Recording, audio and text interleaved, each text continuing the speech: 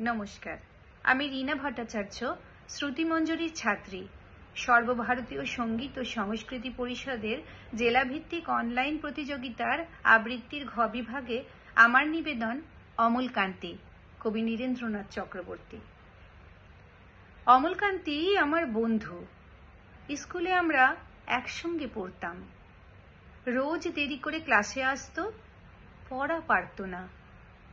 শব্দরূপ জিজ্ঞেস করলে এমন অবাক হয়ে জানলার দিকে তাকিয়ে থাকতো যে দেখে ভারী কষ্ট হতো আমাদের। আমরা কেউ মাস্টার হতে চেয়েছিলাম, কেউ ডাক্তার, কেউ উকিল। অমলকান্তি সে সব কিছু হতে চায়নি। সে রোদ্দুর হতে চেয়েছিল। ক্ষান্ত বর্ষণ, কাকডাকা বিকেলের সেই লাজুক রোদ্দুর, জাম আর জামরুলের পাতায় যা নাকি অল্প একটু হাসির মতো লেগে থাকে। আমরা কেউ মাস্টার হয়েছি, কেউ ডাক্তার, কেউ উকিল। অমলকান্তি রোদ্দুর হতে পারেনি। সে এখন অন্ধকার এক ছাপাখানায় কাজ করে।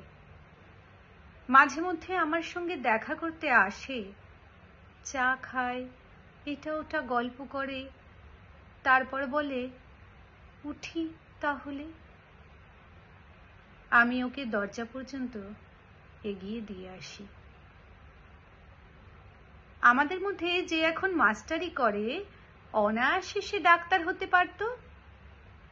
যে ডাক্তার হতে চেয়েছিল, উকিল হলে তার এমন কিছু ক্ষতি হতো না। অথচ সকলেরই ইচ্ছে পূরণ হলো, এক অমলকান্তি ছাড়া। অমলকান্তি রোদ্দুর হতে পারেনি। সেই অমলকান্তি রোদ্দুরের কথা ভাবতে ভাবতে ভাবতে ভাবতে যে একদিন রোদ্দুর হতে চেয়েছিল।